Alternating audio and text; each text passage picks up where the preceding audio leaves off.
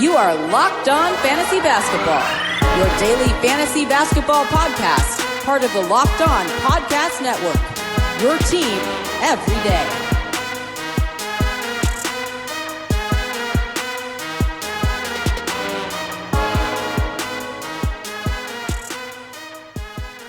Hello and welcome to the Locked On Fantasy Basketball podcast brought to you by Basketball Monster. My name is Josh Lloyd and I am the lead fantasy analyst at basketballmonster.com and at Yahoo Sports Australia. And you can find me on Twitter as always at redrock_bball and on Instagram at Locked On Fantasy Basketball. Today we're doing a mini show looking at Week 8 in the NBA, a preview for your fantasy leagues. Michael Bolton.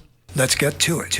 Let's get to it indeed. An interesting week, a pretty standard NBA week in terms of games and streaming strategy for this upcoming week. Let's go through how the games fall. 9 games on Monday, 4 games on Tuesday, a big 11-game Wednesday, another 4 on Thursday, 9 Friday, 8 Saturday, and 6 on Sunday. So our target stream days are Tuesday, Thursday, Saturday, and Sunday, and you might be able to stream Monday, and you might be able to stream Friday. So you could, in theory, have a 6-day stream option. Now, for those of you in leagues with minimum or acquisition limits, if you do have the ability to stream on 6 days, you're going to be extra judicious in terms of how you use those waiver ads. Save some for the end of the week. Use back-to-backs to your advantage. You retain an ad for that back-to-back over the weekend to try and get value on. Actually, there is no back-to-back over. Not true. There's 2 back-to-backs over the weekend, but yeah, save that. Get the 2-for-1 type option for this week. Where realistically, the only weekday that you cannot stream someone in is Wednesday. Monday and Friday are really touch and go, and that's going to depend completely on your setup and your team and the players that you have on your roster. But a relatively standard week in terms of looking at streaming options. If we look at the teams with the best ability to stream, all 4 of Denver's games this week come on quality days. They play on Tuesday, they play on Thursday, and then they have the Saturday, Sunday back-to-back. So someone like Gary Harris, Nice, Gary! While his value has been poor, if you do add him this week, you'll be able to use him on 4 games for the week. Whereas, for example, if you use someone from the Kings, or if you look at someone from the Magic, if you add them, they've all got 4 games this week. You might get 1 game out of them. So 4 games, also adding Terrence Ross versus Gary Harris. Now, Harris is the ad for this week, despite perhaps being a worse overall fantasy contributor. 4 games versus 1 is quite a big difference. So that is something to pay attention to. The other teams with interesting quality game situations, the Sixers have 3. So you're looking at guys like the Painter, Matisse Thybulle. Maybe in deeper leagues, you look at Jim Anderson, Furkan Korkmaz. They don't have as much stream value as, say, a Gary Harris for Denver or even a Mason Plumlee for Denver. In a deeper league, a Malik Beasley and Monty Morris get that bump up there in that situation as well. Whereas plenty of 4-game teams only play 1 quality game. Memphis, Chicago, Milwaukee, Sacramento, Indiana, Orlando, Golden State, the Clippers, and the Rockets, and the Pelicans all have only 1 quality game for this upcoming week. In terms of, actually, there is something else I want to talk about. There are 2 things I'm going to talk about. So I'm doing the weekly preview now. At the end of the show, I am going to talk about the Rodney Hood injury, and I am going to talk about the David Fizdale firing. So that's going to be at the end of the weekly preview, so stay tuned for that. If we look at games for this week, 4 teams have 2 games. The Wizards, the Spurs, the Blazers, and the Mavericks all have 2 games for this week. They all come on low volume days, so even though it is only 2 games, you might get more value out of a Wizards player than you would out of a Timberwolves player who has 3 games, but none of them fall on low volume days. So a Josh Okogie, who is now the starting small forward for the Timberwolves, he has probably less value than a Troy Brown of the Wizards, or of course a Flamingo Wagner, or a Rui Hachimura, or a Davis Bertans, all who are must-roster 12-team league guys with the current injury situations. Even an Ish Smith, with only 2 games this week, if Isaiah Thomas misses those games or Smith plays minutes because Thomas is still dealing with the injury, then there is value in adding him for this upcoming week based on the fact that you are able to at least use him on those 2 days. Let's have a look. Those two of those teams with the 2 games, there's some weird schedules here. The Spurs and the Mavericks only have 2 games, but they don't play their first game until Thursday. So you had players like a Lonnie Walker, a Jakob Poeltl, Rudy Gay perhaps for the Mavericks. It's Dwight Powell. It's Jalen Brunson with the injury to Delon Wright today. Timmy Hardaway. You're getting zeros for 3 days in a row. That's pretty tough to stomach, especially when they only have 1 more game for the week. And they are real fringe guys. And if you're sitting on top of your table pretty comfortably, then you can deal with that. If you're mid-pack and you're getting one game in the first 4 days, it is pretty tough to deal with for a fringe-type player like those guys. So I think it is important to pay attention to them and be able to see, well, is it worth me dropping them to get more games in for this upcoming week? For a Gary Harris, for example, double my games played versus those other guys.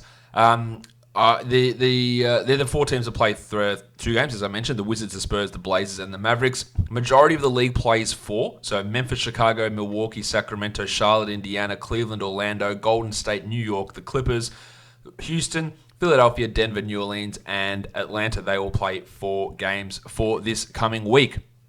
Let's have a look at some players who I think have got some value to be added this week. DeAnthony Melton in Memphis has been playing pretty well, either as the backup behind Tyus Jones or starting ahead of Tyus Jones. We'll see what they do for the coming week. But he's been putting up some really strong numbers. The Grizzlies do have 4 games and one of the easiest schedules, taking on the Warriors, the Suns, the Bucks, and the Wizards this week. So some really, really strong defensive matchups for them to go up against. That obviously helps. So he's got some value. Dylan Brooks has value this week as well. Tyus Jones, Jay Crowder, these guys can all jump up even into weekly league type formats where you could potentially start them, and they have some okay streaming value, but there is only one quality game for Memphis this week. So it is a little bit of a difference there. So in a daily changes league, those guys like a Crowder or a Brooks, you might add them and go, they've got a great schedule, look how easy it is, but you might play them once, maybe twice. In a weekly league, you'll play them 4 times because they've got that volume of games and the ease of schedule, and they have more value in that type of situation. That is really important to pay attention to. Alec Burks, I think, is a decent add for this upcoming week of the Warriors having 4 games, but similarly, probably more for weekly leagues versus daily changes leagues. You've got 2 Joneses, Tyus Jones, as I mentioned, but Damian Jones of the Atlanta Hawks as well. He has 2 quality games, so he's got some value in both daily and weekly changes leagues. He's playing pretty well there. Justin Holiday in Indiana, similarly, but probably more of a weekly changes guy just because of the 1 quality game coming up for the Pacers in this week.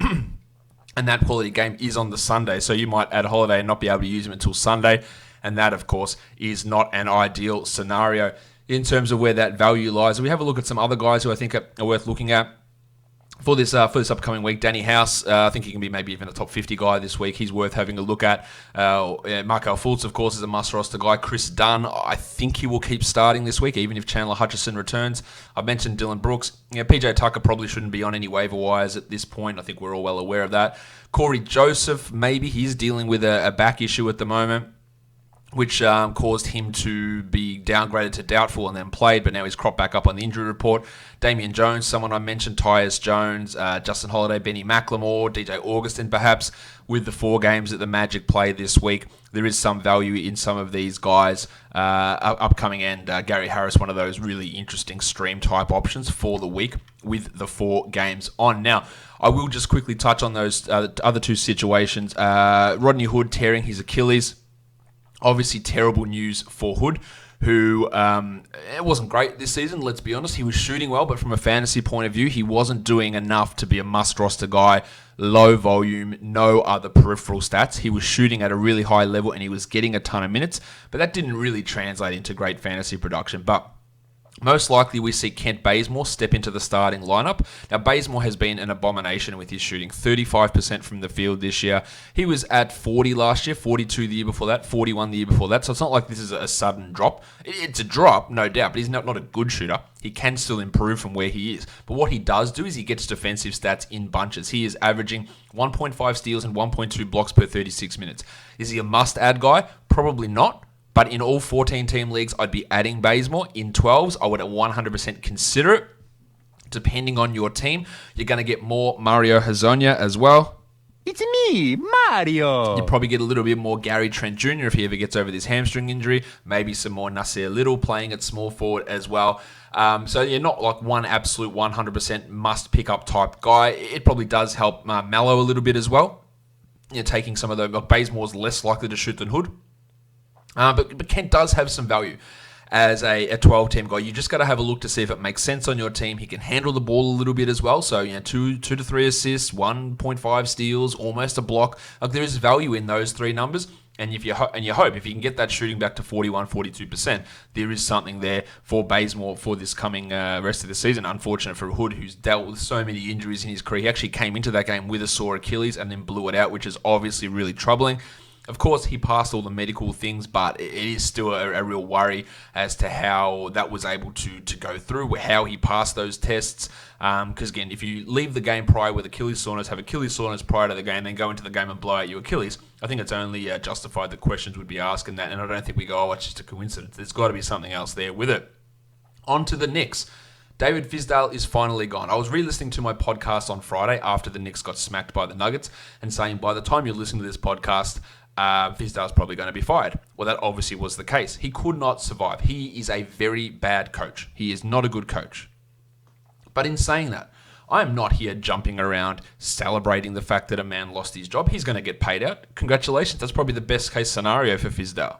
But he was in over his head in this position. He shouldn't have been hired into this position. I made my thoughts on that pretty clear at the time. And he failed in this position and should have been gone a long time ago. It was pretty obvious that he couldn't do it. But it's not his fault. It's not all his fault. It is partly his fault. He definitely didn't make it better. He made things worse. But the front office is disgusting. They make despicable decisions. Mike Miller now in charge. And now Mike Miller, the front office not even fielding questions about the coach fire. And they're putting it on the new coach. Hey, you can answer about the prior coach. Like, that is disgusting. These front office should not be allowed to be in charge of an NBA franchise. So the question then comes, from Fizdale being fired, like, what happens now? And Mitch Robinson says, I'll take it from here. Maybe he does, maybe he doesn't. But what we've seen in the past with interim coaches coming in is that big changes don't happen immediately. And we've already heard, like, I'm recording this before the Knicks game, but they're going to be going with Taj Gibson as their starting center. Now, Fizdale can't stop Robinson from fouling. He can teach him better, but he can also use him better as well. Put him in better spots and not limit him when he has 2 fouls to only 12 minutes. Like, I think we're going to see Robinson's minutes go up. Now, they've gone up lately anyway. But there are numerous things. Everyone's like, does this help this guy? Does this help this guy? Does this help this guy? We don't know. And again, I don't think we'll see much in terms of a change initially. One thing I think what we will see happen is we will eventually, and I've said this all year, is Marcus Morris will have his role reduced or he'll be traded out. I think we'll see less of Julius Randle, inept point guard, which might help his overall production. In terms of who wins, I've seen, the point guard, Fizdale's gone. And then one person say, go grab Alfred Payton, go grab Dennis Smith Jr. Another person say, go grab Ntilikina. So in essence, we still don't know. There's no clear winner here. It's not like I can say, oh man, they were definitely holding this guy back because they're all relatively young. Smith and Ntilikina from the same draft class, pick 8 and pick 9. They're the same age. Peyton is a couple of years older, and realistically, he should be the guy that is at the bottom of that group.